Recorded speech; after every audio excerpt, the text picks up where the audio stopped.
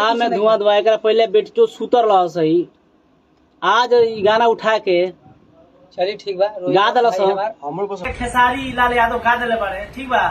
गाना का पोस्टर वो लोग सामने रहता है हो चैनल पर मार का स्ट्राइक भाई हमने गाना का डिलीट करवा दिले भैया। आप सब जितना भी जनता इंस्टाग्राम परिवार नमस्ते प्रणाम भैया। बहुत दुख के साथ कहे पड़ता भैया एगो हमारी के गाना वाला शान धुआं धुआं जगह सुप्रसिद्ध गीतकार मंटू भैया रनी है और गाना के चोरा के खेसारी लाल यादव गा दिले बारे ठीक बा। गाना का पोस्टर वो लोग सामने रहता है हमनी के गाना हो चैनल पर मार का स्ट्राइक भाई हमने गाना का डिलीट करवा दिले भैया। आप सब जितना भी जनता इंस्टाग्राम परिवार यूट्यूब परिवार और व्हाट्सएप परिवार फैमिली देखत जा आप सब हमनी के सपोर्ट करी के गाना ओरिजिनल हो के कंटेंट ओरिजिनल हो।